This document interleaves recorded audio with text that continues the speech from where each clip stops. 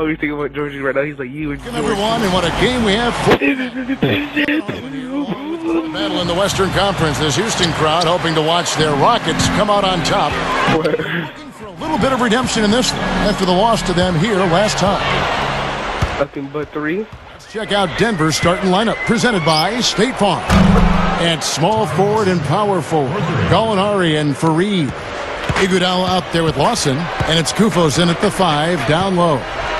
And for the Rockets, that is the Nuggets with the ball. They couldn't put the pieces together, losing the last matchup with the Lakers. Yeah, their offense struggled for almost that entire... Oh, look out! Yes, Kevin, we talked about how you can slow down this very formidable offensive team. He told me it's all about following the scouting report, saying we have so much information nowadays, where guys shoot best, where they maybe don't shoot as well. We provide that to our players, and it's incumbent upon them, and of course us as a coaching staff, to try to take away what they do best. Guys, we'll see if they can take them out of their groove tonight. Back to you. All right, Doris, Stephen Clark, what's your take on Coach's strategy here? Well, I think he's got the primary focus right where it should be, on aggressive defense, getting stops, and trying to seize control of this game at that end of the floor. Well, another way to say it, guys, is fighting fire with fire. High-powered offense against...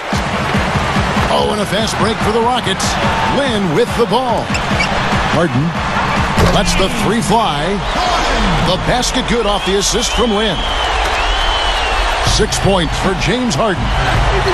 You look back at the reasons the Nuggets traded Nene and made that move. I think they just felt Clark he wasn't quite living up to the contract. You know what? It was definitely an interesting move to have such a quick change of heart after signing him to a pretty lengthy deal in the agency, Kevin, but... Can't get a much better look than that, though. Sure can't. Not one you'd expect him to miss there. Harden with it. Now Lawson defending. Well, another uncontested three there. They've got to make some kind of... You ever tried to go before? They're giving up way too many open threes. Well, the last 5 hoops, 3 wide open three-pointers. It's one thing to give up one, but you start giving three-pointers up in bunches, you're in big trouble. I have. They need this. He trained the shot right at the buzzer. 5'11" height. But he said his size hasn't been a disadvantage in the NBA. With the rebound. And they have to continue to tweak and build after that Carmelo trade, but really they got the building blocks there, Clark. You and Steve have been talking about. Well, the trade of Carmelo Anthony was a big move, but what often gets overshadowed in that is that leaving Denver allowed Ty Lawson to step up and really blossom into the star that he's becoming. And you add Danilo, Gallinari, and other pieces, and you can see why they've transitioned. Pass to Gallinari. All sorts of time. That one falls, coming off Lawson's feet. Gallinari's got his first bucket of the night. And Ty Lawson, another product of the basket. Delfino with the 3. Wait, what are you talking about? Offensive rebound. Prestige tokens? Douglas for 3. Hitting category is also part of the reason they're on top on the scoreboard as well. Chandler attacking. That one falls, coming off Lawson's feet. Chandler's got his first basket. They slowed down casting those triples here in the second. I'd actually like to see them go back outside, Clark, because they had a good flow, a good pace here early on. Delfino. Selective with his shots, and it's paying off for him and his team.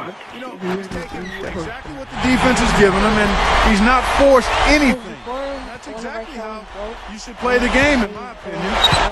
So on the floor for Denver. And small forward and power forward. Recently become in vogue.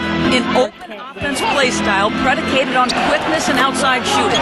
It started at the high school level and percolated up through the college, junior college, and so on, reaching Kentucky and Memphis under John Calipari. And now it's reached the NBA. He used Park Punch.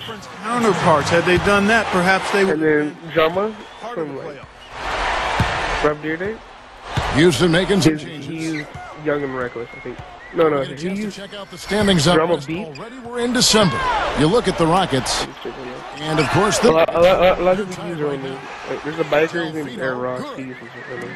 Second half is flowing nicely so far on offense. 75% from the field is what they're shooting. Why don't you start a good conversation there about Houston and what they did against the West? They were 23 and 25 and hard to make the playoffs when you're under 500. Within your conference, Steve, in that category. Well, it's such a difficult conference. So many strong teams. Kept alive, and at last they get one to fall.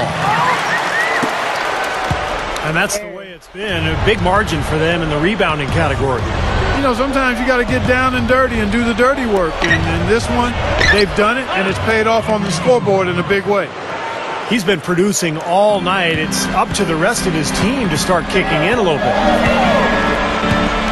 Well, one thing you love about Andre Iguodala is his durability. He's missed one of those guys who takes great care of himself in the offseason. Works hard, watches his diet. I think that's been... Find out another black guy that makes like mostly NBA commentary. Douglas kicks to Delfino. The tray. No, he's another black guy. He makes commentaries.